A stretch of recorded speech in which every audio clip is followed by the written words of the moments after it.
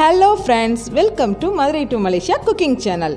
இன்றைக்கி நம்ம ஒரு சூப்பரான மதுரை ரெசிபி தாங்க பார்க்க போகிறோம். இதுக்கு பேர் காரப்பொரி. வாங்க இது எப்படி பண்ணலான்னு பார்க்கலாம். இதுக்கு தேவையான பொருட்கள்: 1 கப் காரா பூந்தி, 1 கப் கார்ன், ஒரு பெரிய வெங்காயம், 1 கப் ஓமப்பொடி, 1 கப் கேரட், 2 தக்காளி பொடியாக நறுக்குனது, 1 கப் எண்ணெய்க்கல்ல, 2 கப் பொரி,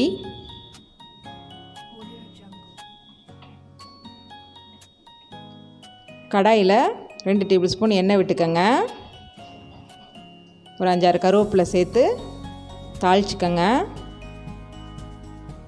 அடுப்பை எப்போயுமே லோ ஃப்ளேம்லேயே வச்சு பண்ணுங்கள். இதுக்கு ஹை ஃப்ளேம் தேவையில்லை. ஒரு 1.5 ஸ்பூன் தனி மிளகா பொடி போட்டுக்கோங்க. காரத்துக்கு தகுந்தாப்புல நீங்கள் சேர்த்துக்கோங்க.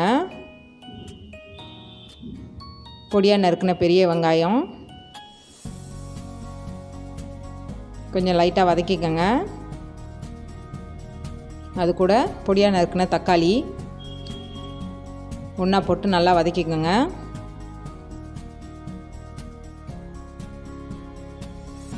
பொடியாக நறுக்கின கேரட் எல்லாத்தையும் நல்லா வதக்கிக்கோங்க.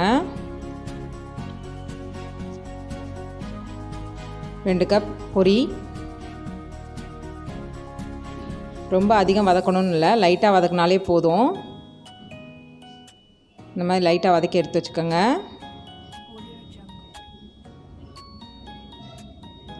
இப்போ இது கூட நம்ம ஓமப்பொடி,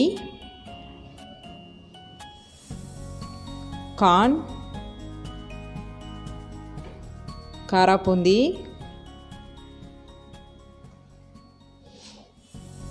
எண்ணெய்க்கல்ல,